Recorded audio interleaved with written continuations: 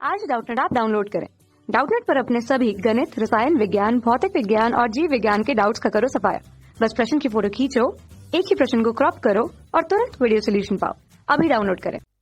Young द्विस्लिट व्यतिकरण प्रतिरूप में फ्रिंज चौड़ाई ए ऑप्शन केवल आपतित प्रकाश की तरंग दैर्ध्य के परिवर्तन से परिवर्तित की जा सकती है। बी केवल द्विस्लिट के मध्य दूरी परिवर्तन से परिवर्तित की जा सकती है। सी या तो तरंग दैर्ध्य के परिवर्तन द्वारा या द्विस्लिट के मध्य दूरी परिवर्तन द्वारा परिवर्तित की जा सकती है। डी सार्वत्रिक नियतांक है अतः परिवर्तित नहीं की जा सकती। देखिए दोस्तों, इसको समझने के लिए ना यंग का द्विस्लिट वो हमको पूरा समझना पड़ेगा दोस्तों। देखिए दोस्तों, यहाँ पर देखिए दोस्तों, एस हमारा जो होता है मुख्य प्रकाश स्रोत होता है, ठीक है। यहाँ से प्रकाश निकलती है दोस्तों, ठीक है। और इसको हम लोग S1 और S2 नामक दो स्लिट से गुजारते हैं, ठीक है। तो ये स्लिट क्या होता है दोस्तों, ऐसा वस्तु होता है जिसके मध्य अत्यंत सकरा भाग होता है, ठीक है। तो ये जब स्लिट से प्रकाश गुजरती है दोस्तों, ठीक है, तो ये S1 और S2 से जो प्रकाश स्रोत से जो तरंग निकल रही दोस्तों, तो दोनों की तरंग दैर्ध्य जो होती है हमको बराबर मिलती है दोस्तों, ठीक है। और इसके बीच जो कलांतर है वो शून्य है, नियत मिलता है, ठीक है। तो S1 और S2 हमारा कला संबंध स्रोत बनता है दोस्तों। इसी को मैंने यहाँ पर लिखा भी है दोस्तों। देखिए कि कोई भी दो कला संबंध स्रोत के लिए दो शर्त होना जरूरी है। पहला तो ये है कि इस दो कला संबंध स्रोत से जो दो प्रकाश तरंग निकलेगी उसकी तरंग दैर्ध्य बराबर होनी चाहिए और इसके बीच जो कलांतर शून्य या नियत मिलना चाहिए, ठीक है। अब देखिए, ये दो स्लिट के बीच की दूरी यहाँ पर छोटा डी से हम लोग लिए हैं दोस्तों। अब देखिए, एक्स वाई हमारा एक पर्दा है दोस्तों, ठीक है। इसको स्लिट से कैपिटल डी दूरी पर रखा गया है दोस्तों, ठीक है। अब इस पर्दे का मध्य बिंदु ओ है दोस्तों, ठीक है। तो S1 और S2 से मान लो ये जो प्रकाश तरंग है दोस्तों बिंदु ओ पर मिलती है, ठीक है। तो क्या होता है दोस्तों, यहाँ पर जो तरंग है ना, हमको उच्चतम तीव्रता वाला तरंग मिलता है, ठीक है। तो इसी को उच्चिष्ट बोला गया है और ये केंद्र है, मैं इसलिए इसको केंद्रीय उच्चिष्ट बोल रहे हैं, ठीक है। इसके बाद जैसे निम्निष्ट मिलता है दोस्तों, निम्निष्ट मतलब क्या होता है, कम तीव्रता वाला तरंग, ठीक है। जैसे कि ये बिंदु P पर देखिए दोस्तों, यहाँ पर जैसे निम्निष्ट या उच्चिष्ट जो भी मिलता है तो उसकी दूरी को हम केंद्रीय उच्चिष्ट से नापते हैं दोस्तों, ठीक है। तो पर्दे पर देखिए दोस्तों, इस तरह से हर एक बिंदु पर एक हमको चमकीला भाग मिलेगा, कभी कम चमकीला वाला भाग मिलेगा, कभी हमको एकदम अंधेरा भाग भी मिलता है दोस्तों, ठीक है। तो इसी को फ्रिंज बोलते हैं दोस्तों और इसकी एक चौड़ाई होती है, ठीक है।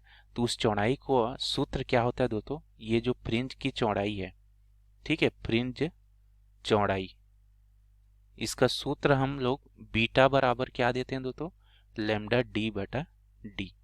तो यहां से आप देखिए दोस्तों, ये जो फ्रिंज की चौड़ाई है किस किस पर निर्भर कर रही है। पहला तो देखिए, जो तरंग दैर्ध्य है उस पर निर्भर कर रही है, किस प्रकार की तरंग दैर्ध्य है। दूसरा, ये जो डी है पर्दे और स्लिट से जो दूरी है ना, पर्दे की, उस पर निर्भर करता है दोस्तों। उसमें अगर परिवर्तन होगा, अगर वो दूरी में ज्यादा होती है तो हमको फ्रिंज चौड़ाई भी ज्यादा मिलेगी, क्योंकि यहाँ पर देखिए अनुक्रमानुपाती हो रहा है। और ये डी जो है स्लिट के बीच की दूरी के व्युत्क्रमानुपाती है दोस्तों। ये मतलब स्लिट की दूरी जितनी ज्यादा होगी उतनी ही हमारी फ्रिंज चौड़ाई क्या होगी दोस्तों, कम मिलेगी, ठीक है। क्योंकि बीटा जो है ये डी के व्युत्क्रमानुपाती है।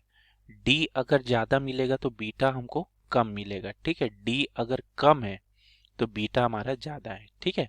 और बीटा जो है यहाँ पर देखिए डी के भी अनुक्रमानुपाती है, मतलब पर्दे की जो दूरी है स्लिट से अगर वो ज्यादा है तो हमारा फ्रिंज चौड़ाई भी ज्यादा मिलती है। अगर ये दूरी कम है तो फ्रिंज चौड़ाई भी हमको कम मिलती है। तरंग दैर्ध्य यहाँ पर नियत रहने वाला है दोस्तों, क्योंकि कला संबंध स्रोत के लिए तरंग दैर्ध्य नियत रहेगा। तो देखिए दोस्तों, हमारा ऑप्शन कौन सा आ जाएगा, यहाँ से आप देखिए तो इन सभी ऑप्शन में हमारा जो सी ऑप्शन है दोस्तों ये सही है, ठीक है। सी ऑप्शन क्या बोलता है, या तो तरंग दैर्ध्य के परिवर्तन द्वारा, देखिए तरंग दैर्ध्य पर निर्भर कर रहा है ना। फ्रिंज चौड़ाई यहाँ पर फ्रिंज चौड़ाई है, तरंग दैर्ध्य पर भी निर्भर कर रहा है दोस्तों। या द्विस्लिट के मध्य दूरी परिवर्तन द्वारा परिवर्तित की जा सकती है, ठीक है दोस्तों। द्विस्लिट के मध्य दूरी जो डी मैंने यहाँ पर बताया दोस्तों, ठीक है। अगर डी बाई डी नियत है तो देखिए ये बीटा को हमारा एक और संबंध यहाँ मिल सकता है, ये जो बीटा है लेमडा के अनुक्रमानुपाती है, ठीक है दोस्तों। तो सी ऑप्शन ही इसका सही उत्तर है दोस्तों, क्योंकि यहाँ पर देखिए दोस्तों पहला ऑप्शन में बोल दिया कि केवल आपतित प्रकाश की तरंग दैर्ध्य परिवर्तन से पर खाली तरंग दैर्ध्य पर ही निर्भर करता है, बाकी पर निर्भर नहीं करता है, ये बोल रहा है। तो इसलिए ये गलत है। बी वाला क्या बोल रहा है, केवल द्विस्लिट के मध्य दूरी परिवर्तन से, केवल जोड़ दिया ना दोस्तों, तो खाली इसी पर ही निर्भर नहीं है दोस्तों, डी पर है ना, छोटा वाला डी पर, ये देखिए लेमडा डी पर भी निर्भर है। और यहाँ डी में क्या बोल दिया, सार्वत्रिक नियतांक क्या था, परिवर्तित निकाय। ये तो गलत है दोस्तों, ठीक है। तो इसलिए यहाँ पर सी इसका सही उत्तर है दोस्तों, ठीक है। धन्यवाद। कक्षा 6वीं से 12वीं से लेकर नीट, IIT, JEE वो एडवांस के लेवल तक 1 करोड़ से ज्यादा छात्रों का भरोसा। आज ही डाउनलोड करें डाउटनेट ऐप या व्हाट्सएप करें अपने सारे डाउट्स 8400 400 400 पर।